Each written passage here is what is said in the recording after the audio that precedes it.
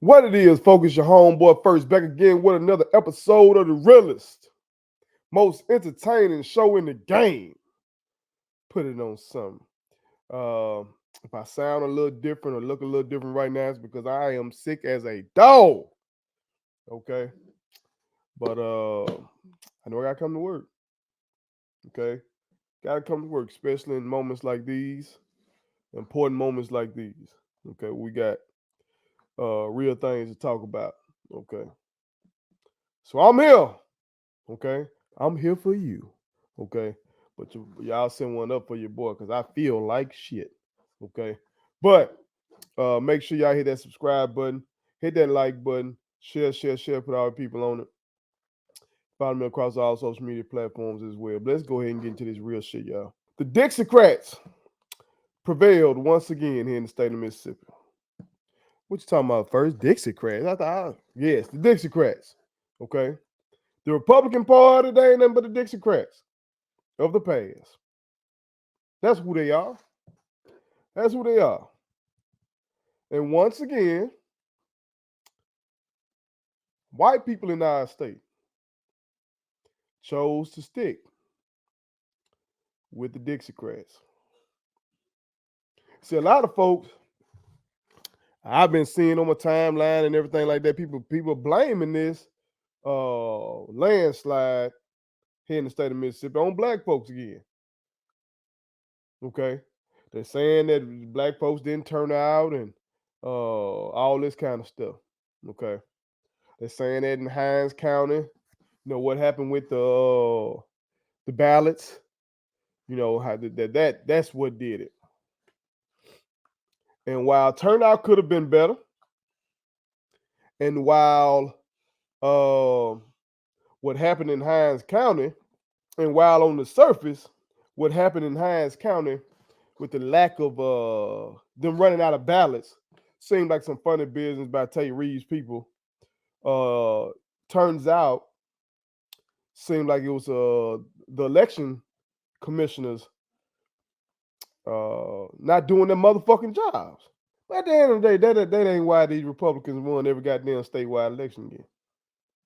That ain't it, y'all. As I cautioned y'all about previously, I told you if every white voter and every black voter in the state of Mississippi, every eligible voter in the state of Mississippi came out to vote, the Republicans were going to win just because they outnumber black people in the state. You take a look at currently Mississippi population by race. And it's just a quick little Google search, okay? It says white alone, 58.8%. Black or African American, 37.8%. Okay. Why are those numbers important to look at?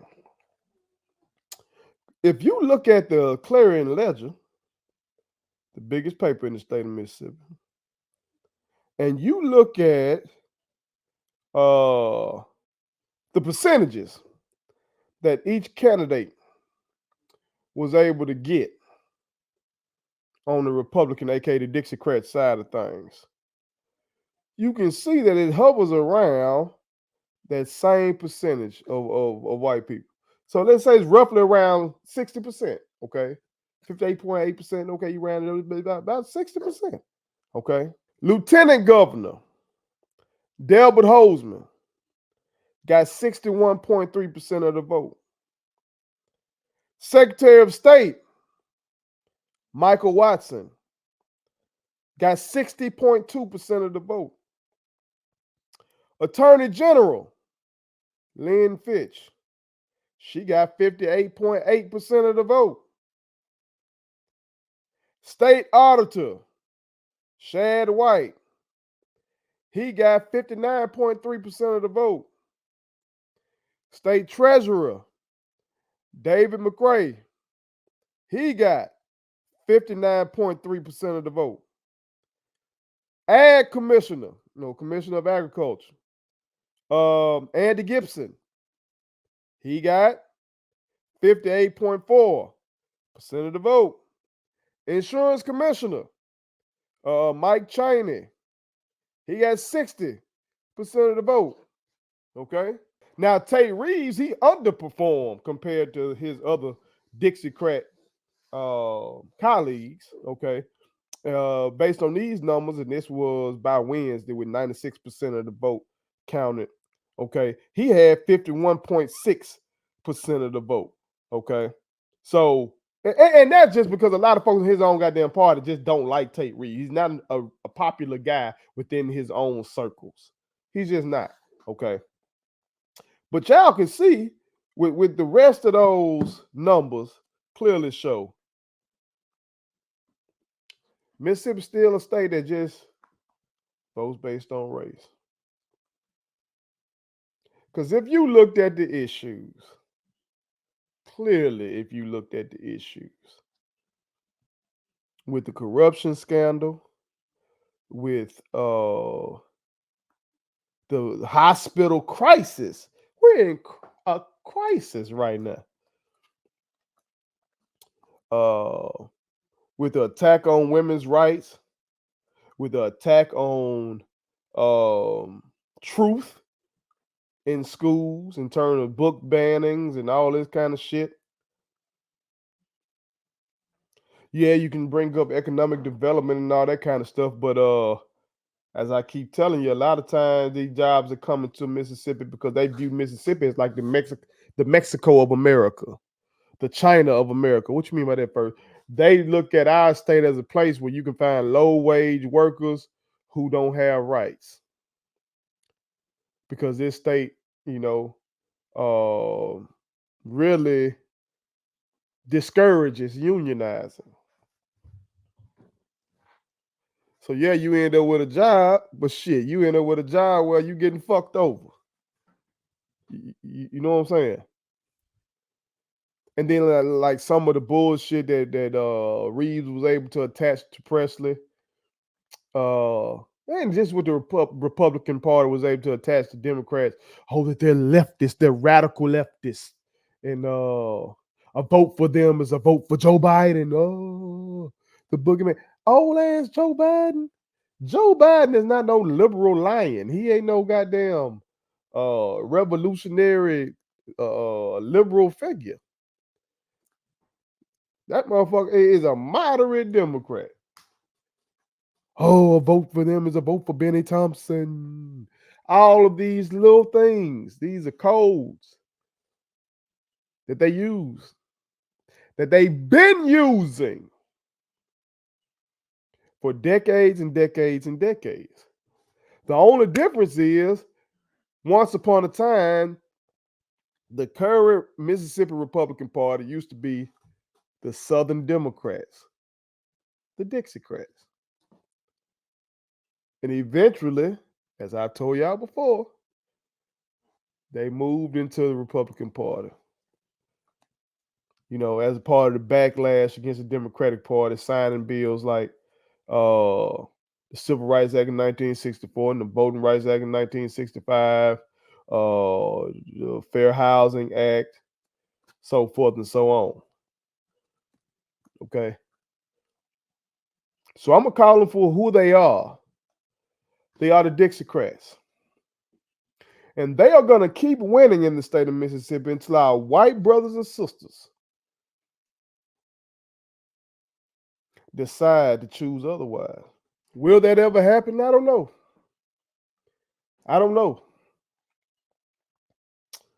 It would take that, or it would take the Great Migration to go in reverse. I've talked about that before. That all our, not all, but many of our kinfolk who have gone to these other locales and some of these urban areas throughout the country, in Chicago, New York, Detroit, so forth and so on, and where they're still struggling and trapped in the ghetto and stuff like that. It would take for them to come back home, and maybe we up that percentage. It's a numbers game. It would take our Latino brothers and sisters. Hell, they here. Where I'm from in Canton, Mississippi, they definitely there. They at Canton High School. They in the elementary schools. I see them around town. I see them in Walmart. It would take them to step up and start voting against these Dixiecrats. It would take something like that. It would. But in terms of our white brothers and sisters here, leaving that Dixiecrat mindset behind, I don't know. It takes me back to what I read in Marcus Garvey's book. Okay. And I'm going to share some of these excerpts with y'all. Okay. Because I found them to be fascinating. Because that feeling from back then, even though in Brother Marcus was writing, I want to say in the 1920s with this, okay, but 100 years later, a lot of this sentiment is still here, unfortunately. Okay, so I'll share this excerpt with you, and I hope you can see that. Okay, I hope you can see that. But this first one right here is an excerpt from the book. And it stood out to me because it was talking about Jackson, Mississippi, of course. Okay. And it says, Jackson, Mississippi, January 31st. Senator McCallum today introduced in the state Senate in session here a concurrent resolution providing for the legislature of Mississippi to memorialize the President of the United States and the National Congress to secure by treaty, by purchase, or other negotiation sufficient territory in Africa to make a suitable and final home for the American Negro, where under the tutelage of the American government, he can develop for himself a great republic to become, and it continues, in time a free and sovereign state and take its place at the council board of the nations of the world. Senator McCallum proposes to use such part of the Allied war debt as may be necessary to acquire such territorial possessions to the end that America shall become a nation of one blood, as it is in spirit, and, as he says, to give the American Negro opportunity for the development of racial rights under the most advantageous circumstances. Basically, what that's telling you is that you had a member of Mississippi state government who was trying to petition the President of the United States and the National Congress to help us go back to Africa.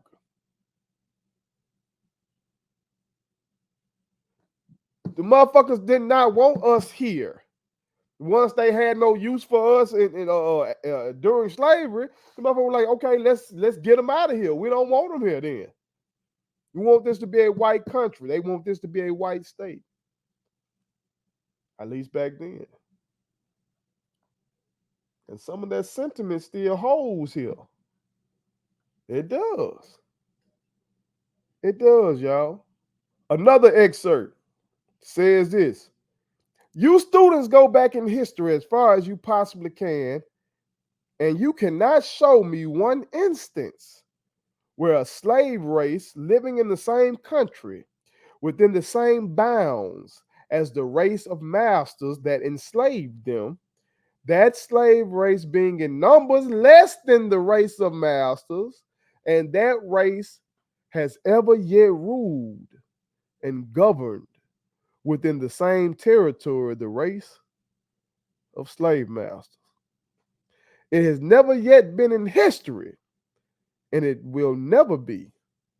And the hidden spirit of America is determined that shall never be. See, basically what Brother Marcus Garvey was saying is, look back in history and you tell me, well, people have been enslaved, and then eventually they end up ruling over their slave masters in the instance that they don't outnumber their former slave masters, their former enslavers, I should say. We are outnumbered in this bitch. We are outnumbered nationally. We're outnumbered here in the state of Mississippi. And what he's saying made a lot of sense. These motherfuckers are determined not to let us rule over them. Hell, nationally, to have one black man, one black family be in that White House, it's thrown everything off. You don't have a rise of Donald Trump without having Barack Obama. Donald Trump was a response to Barack Obama. He was. These motherfuckers lost their mind that for 8 years you had that black man and his family in that White House. So the state of Mississippi, damn sure ain't going for that. First, Brandon Presley ain't black, but y'all see they try to tie him to everything black. Brandon Presley ain't saying shit about no reparations. He ain't finna do no shit like what they doing out there in California, doing those studies on reparation. He ain't doing no shit like that. Brandon Presley, when they asked him about policing and shit like that, he said he was gonna be the most pro-police governor in the history of the state of Mississippi. He was sounding like Tate Reeves for a lot of shit. But the fact that he got that D by his name, they tried to tie him to black people and say, oh, that's the boogeyman. A vote for Brandon Presley is a vote for the blacks. Let's look at another one, y'all. I love to read, y'all. I told y'all I love to read. I encourage y'all. I strongly encourage y'all to read this book. Okay? Read this book. Another quote here, he says, I believe that because, I'm starting in the middle here if you're looking at it. I believe that because there are many within the nation who wish us well, but they are not going to wish us well if we remain here and compete with them. I am not going to encourage another man to come into my house and boss me, my wife, and my children, and everybody in there. But I wish him well from a distance. The fellow is my friend if he has his home. But when he comes to my home and wants to meddle into my domestic affairs, we are going to fight it out. That is the position. The other fellow wishes you well away from him. If you are going to go into his house and rule him, you are going to be at loggerheads. He is going to hate you. And that is the situation. So again, he's explaining the mindset of a lot of white people back then in the early 1900s that, yeah, they might want you to be okay, but they don't want you to be more okay than them. They don't want to give up their advantage. They don't want to give up their privilege to make things equal for you. If things are equal for you, then their kids don't have a heads up. They don't have a heads up. What people normally give up advantage. We don't really see that throughout history. We don't really see that throughout history. This last excerpt I read to you, okay? Garvey says this. We wish liberty. We wish to be good American citizens. We want to be president of the United States. We wish to be congressmen.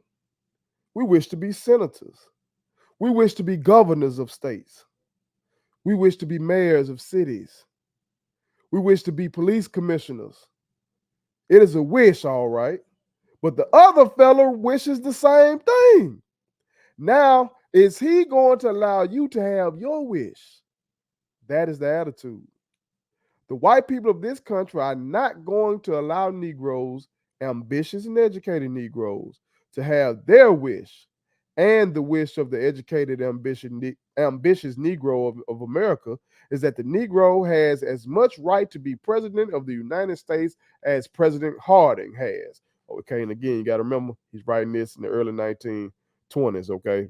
The Warren G. Harding, president from 1921, 1923. Okay, I continue. The ambition and wish of the Negro in America today is that the Negro has as much right to be a member of the cabinet as any white man. Now, that is your wish. Will the other fellow accede to your wish? It's a big question. We want equality.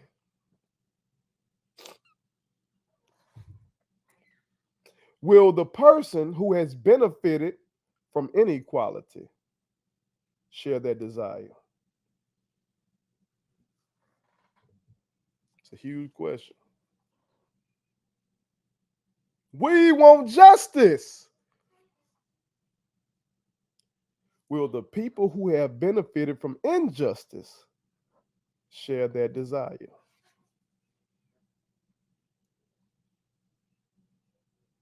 We shall see. Mississippi has changed a lot. It's changed a lot.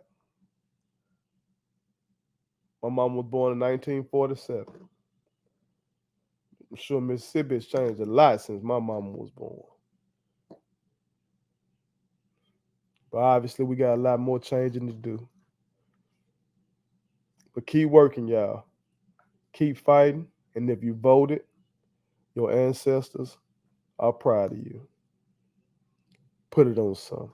Please subscribe to my daddy's YouTube channel because the more subscribers he gets, the more attractive he looks to sponsors. The more attractive he looks to sponsors, the more money he can make. And the more money he can make, the more money he can spend on me.